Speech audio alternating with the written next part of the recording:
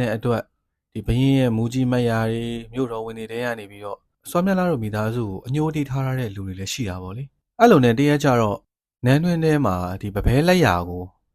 ရှင်ပြန်ရမယ်ပြိုင်ပွဲပေါ့လေဘသူကပပဲထူတာအတော်ဆုံးလဲဘသူလောက်ရတဲ့လက်ရာကအမြောက်ဆုံးလဲပေါ့လေအဲ့လိုမျိုးပြန်ရမယ်ပြိုင်ပွဲတစ်ခုကျင်းပတာပေါ့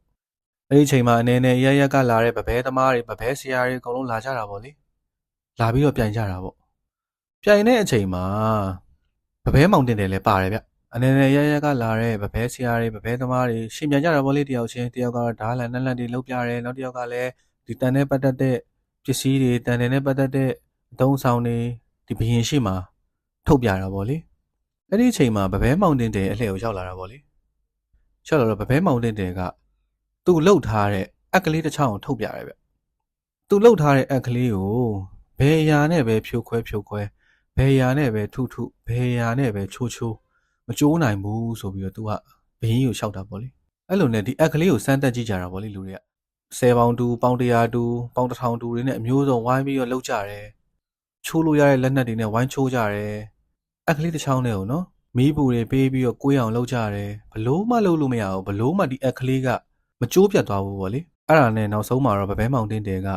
ဒီနန်းနေပြည်တော်မှာကျင်းပတဲ့ပပဲပညာရှင်ပွဲမှာအနိုင်ရသွားတာပေါ့လေတနေ့ရောက်တော့ဒီမူမက်တွေကပပဲမောင်တင်းတယ်တို့စောမြတ်လှတို့မဲတွေးဖြူတို့သူတို့ရဲ့မိသားစုကိုအညှိုးတီးထားရတဲ့မြို့တော်ဝင်တွေမူမက်တွေရှိတယ်လीသူတို့ကနေပြီးတော့ဘရင်ကြီးကိုတွေးထိုးတာပေါ့ဘရင်ကြီးဒီပပဲမောင်တင်းတယ်ကအဲ့လောက်အထိတော်တယ်